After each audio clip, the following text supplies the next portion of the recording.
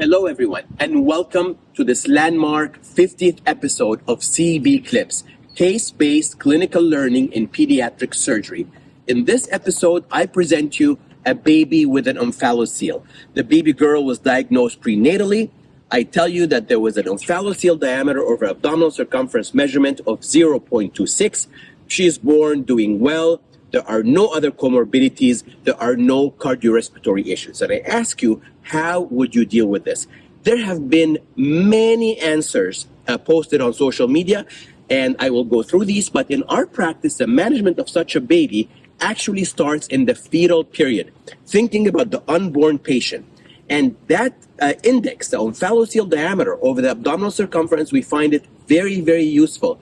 An index of less than 0.26 usually means that you will be able to get primary closure or early treatment of the omphalocele. However, as I mentioned, there are many different approaches that have been described, probably more than for any other congenital anomaly. But essentially, they fall into three major categories. One category is primary closure. Second category is staged early closure by a variety of methods. And the third category is escarization of the sac and much later treatment of the resulting hernia. We always hear that all politics are local. Well, guess what?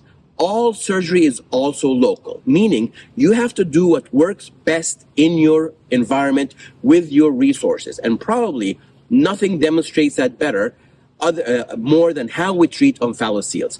We had a Hendron Project webinar, a very fascinating educational event some time ago, and we had people from all 6 continents talking about how they deal with omphalocele, and the diversity of treatments was well demonstrated, and you're welcome to watch that here on the Hendron Project website.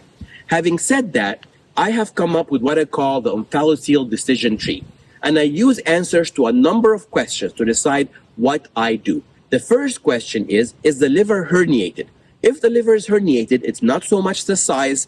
It already is, by definition, in my practice, a giant omphalocele, and those patients will go to the second category. But if the liver is not herniated, those omphaloceles should really all be closed.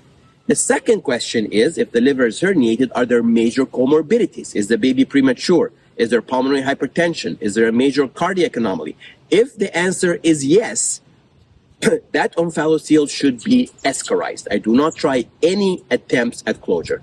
If the answer is no, that takes us to the third and final question.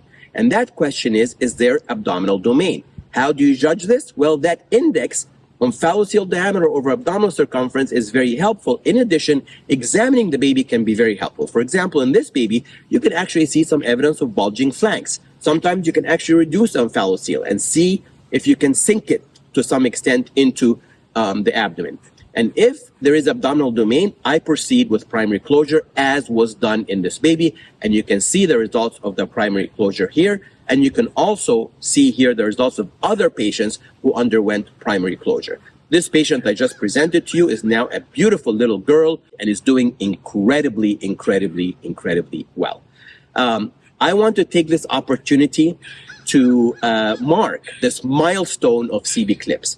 When I started this program 4 years ago, I could not have imagined the number of surgeons and number of trainees who have participated in this. I want to thank you all. This has been a remarkable journey, and I would like you to continue to be engaged. I will continue to post CBCLIPS as interesting cases that have a significant educational value come up. I invite you all to submit CBCLIPS and continue the tradition of helping educate all of us together. And I want to again express my gratitude for all of you who have been partners with me on this journey. Very soon we will have an exciting announcement to make about this CBCLIPS program. Thank you so much.